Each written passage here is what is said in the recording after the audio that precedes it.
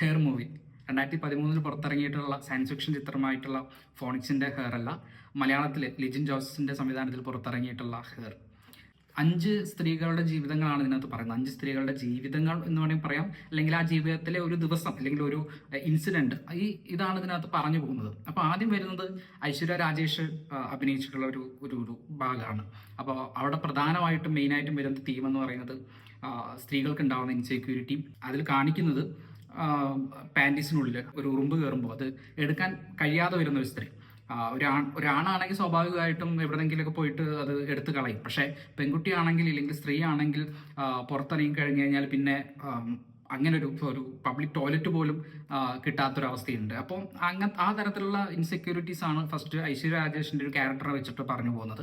അതിനുശേഷം വരുന്നത് രമ്യ നമ്പീശനാണ്. രമ്യ വളരെയധികം ആസ്വദിച്ച് കണ്ട ഒരു പാർട്ടാണ് രമ്യ നമ്പീശിൻ്റെ. മറ്റൊന്നുമല്ല, നമ്മുടെ സോഷ്യൽ മീഡിയയിൽ കാണുന്ന എന്താ പറയുന്നത് പട്ടി ഷോ, സോഷ്യൽ മീഡിയയ്ക്ക് വേണ്ടി ചെയ്യുന്ന പട്ടി ഷോ ഒന്ന്, റിയൽ ലൈഫിൽ ചെയ്യുന്ന അല്ലെങ്കിൽ റിയൽ ലൈഫായിട്ടുള്ള ജീവിതം വേറൊന്നും.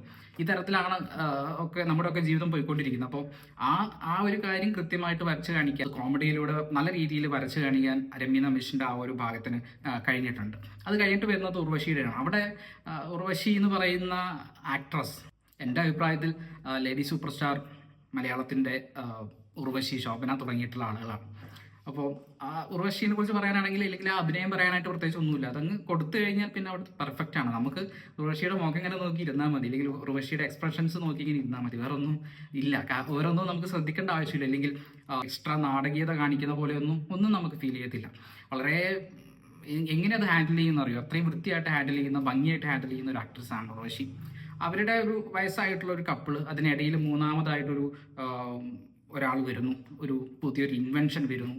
അതുമായി ബന്ധപ്പെട്ട് നടക്കുന്ന ഹാസ്യാരസങ്ങൾ, അത്തരത്തിലുള്ള കാര്യങ്ങളാണ് ആ ഒരു ഭാഗത്ത് പറയുന്നത്. അത് വളരെ മനോഹരമായിട്ട് പറഞ്ഞു പോകുന്നുണ്ട്. അതിനുശേഷം വരുന്നത് ലിജോ മോളിൻ്റെ ഒരു പാർട്ട് വരുന്നുണ്ട്. അവിടെ എന്താ സംഭവം എന്ന് ചോദിച്ചു കഴിഞ്ഞാൽ, വിവാഹത്തിന് മുമ്പ് ഫിസിക്കൽ റിലേഷൻഷിപ്പിൽ ഏർപ്പെടുകയാണ്. അതിനുശേഷം അതിലെ സ്ത്രീ പറയുന്നു, ഞാൻ ബെഡിൽ സാറ്റിസ്ഫൈഡ് ആയിട്ടില്ല, അതുകൊണ്ട് എനിക്ക് ഈ മാരേജ് വേണ്ട എന്ന് പറഞ്ഞ് പോകുന്നതാണ്. ഓക്കെ, കുഴപ്പമൊന്നുമില്ല.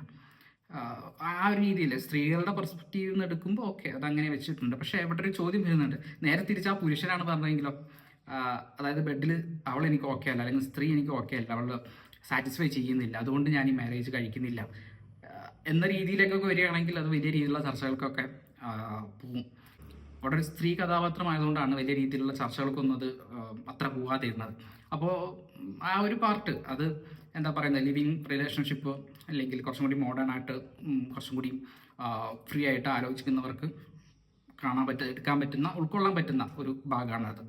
അത് കഴിഞ്ഞിട്ട് നേരെ വരുന്നത് പാർവതിയുടെ ഒരു പാർട്ടാണ്, ഏറ്റവും ലാസ്റ്റ് ആയിട്ടുള്ളൊരു ഭാഗം. അതിനകത്ത് വളരെ ചെറിയൊരു എലമെൻറ്റേ ഉള്ളൂ. ആ ഒരു കണ്ടന്റ് പോകുന്നത് ചെറിയൊരു എലമെൻറ്റിലാണ് ആദ്യം മുതൽ അവസാനം വരെ പോകുന്നത്. തുടക്കം തന്നെ, ആ ഒരു ദിവസത്തിൻ്റെ തുടക്കം തന്നെ മോശമാകുന്നു. പിന്നീട് നടക്കുന്നത് മുഴുവൻ ചെയിൻ പരമ്പര പോലെ ഇങ്ങനെ മോശമായി വരുന്നു. ലാസ്റ്റ് അത് വലിയ പൊട്ടിത്തെറിയിലിട്ട് എത്തുന്നു. അങ്ങനെ ഒരു കഥയാണ് പാർവതി തെരുവോത്ത് അവതരിപ്പിച്ചിട്ടുള്ളത്. അപ്പോൾ അതിനകത്ത് ലാസ്റ്റ് ഈ ആദ്യം പറഞ്ഞ ഐശ്വര്യ രാജേഷ് മീറ്റ് ചെയ്യുന്നുണ്ട് നമ്മുടെ പാർവതിയെ. ഇതിനകത്ത് പല ക്യാരക്ടേഴ്സും അവിടെ ഇവിടെയും വെച്ചിട്ട് മീറ്റ് ചെയ്യുന്നുണ്ട് കേട്ടോ, ഒരു കണക്ഷൻ കൊടുക്കുന്നുണ്ട്. പക്ഷെ വലിയ രീതിയിലുള്ള കണക്ഷൻ അല്ല, ചെറിയ തരത്തിൽ ഇങ്ങനെ മീറ്റ് ചെയ്ത് പോകുന്ന ആ ഒരു കാര്യം. അവസാനം ഐശ്വര്യ രാജേഷ് വരുന്നുണ്ട്, പാർവതി വരുന്നുണ്ട്. അവരെ അതിനകത്തൊരു ലെസ്ബിയൻ കപ്പിളായിട്ടാണ് കാണിക്കുന്നത്. കുറച്ചും കൂടി സ്ത്രീകളുടെ പെർസ്പെക്റ്റീവിൽ നിന്ന് കഥ പറയുന്നത് കൊണ്ടാണോ, അല്ലെങ്കിൽ കുറച്ചും കൂടി മോഡേൺ രീതിയിലുള്ള കഥകൾ പറയുന്നതുകൊണ്ടാണോ എന്താ അറിയില്ല. അതവിടെ ഉൾച്ചേർത്തിയാലും ഇല്ലെങ്കിലും ആ സിനിമയ്ക്കകത്ത് വലിയ വ്യത്യാസമൊന്നും വരാൻ പോകുന്നില്ല. പക്ഷെ അത് അവിടെ സംവിധായകൻ അല്ലെങ്കിൽ സ്ക്രിപ്റ്റ് റൈറ്റർ അത് അവിടെ ഉൾപ്പെടുത്തിയിട്ടുണ്ട്, ലെസ്ബിയൻ കപ്പിളാണ് എന്നുള്ളത്. എനിവേ, മൊത്തത്തിൽ നമുക്ക് കണ്ടുകൊണ്ടിരിക്കാൻ പറ്റുന്ന അല്ലെങ്കിൽ ആസ്വദിക്കാൻ പറ്റുന്ന ഒരു മൂവി തന്നെയാണ് ഹെയർ എന്ന് പറയുന്നത്. അതിൽ വുമൺ എന്ന് പറയുന്ന അല്ലെങ്കിൽ സ്ത്രീകളുടെ ഭാഗത്തുനിന്ന് ചിന്തിക്കുമ്പോൾ, സ്ത്രീയായിട്ട് ചിന്തിക്കുമ്പോൾ അല്ലെങ്കിൽ സ്ത്രീയായിട്ട് ഒരു സമൂഹത്തിൽ ഇടപെടുമ്പോൾ എന്തൊക്കെ പ്രശ്നങ്ങളാണ് അല്ലെങ്കിൽ എന്തൊക്കെ കാര്യങ്ങളാണ് നേരിടേണ്ടി വരുന്നത് എന്ന തരത്തിലുള്ള കാര്യങ്ങളൊക്കെയാണ് അതിനകത്ത് പറഞ്ഞു പോകുന്നത്.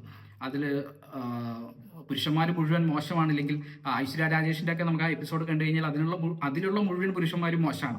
വളരെയധികം ക്രൂരന്മാരായിട്ടുള്ള അല്ലെങ്കിൽ മോശമായിട്ടുള്ള ആണുങ്ങളാണ് അതിനകത്ത് മുഴുവനുള്ളത്. പക്ഷെ നമുക്കറിയാം, സൊസൈറ്റിയിൽ അങ്ങനെ ആണുങ്ങളെന്ന് പറയുന്ന ഒരു വിഭാഗം മൊത്തത്തിൽ മോശമായിട്ടുള്ളതോ അല്ലെങ്കിൽ ഏതെങ്കിലും ഒരു പ്രത്യേക വിഭാഗം മോശമാണ്, ഏതെങ്കിലും ഒരു പ്രത്യേക ജെൻഡർ നല്ലതാണ് മോശമാണ്, അങ്ങനെയൊന്നുമില്ല. ആ ഒരു ഭാഗത്ത് അങ്ങനെ പറഞ്ഞു പോകുന്നുണ്ട്. മേ ബി ആ ഒരു സ്ത്രീയുടെ ഭാഗത്ത് നിന്ന് ആലോചിച്ചപ്പോൾ സ്ത്രീയുടെ ഒരു ഇൻസെക്യൂരിറ്റി കാണിക്കാൻ വേണ്ടി ചെയ്തതായിരിക്കും മേ ബി. എനിവേ ഒരു സ്ത്രീ പെർസ്പെക്റ്റീവ് എന്നുള്ള കഥയാണ്. ആ രീതിയിൽ നമുക്ക് ഈ ഒരു 5 ഭാഗവും 5 പാർട്ടും കണ്ടിരിക്കാൻ പറ്റും.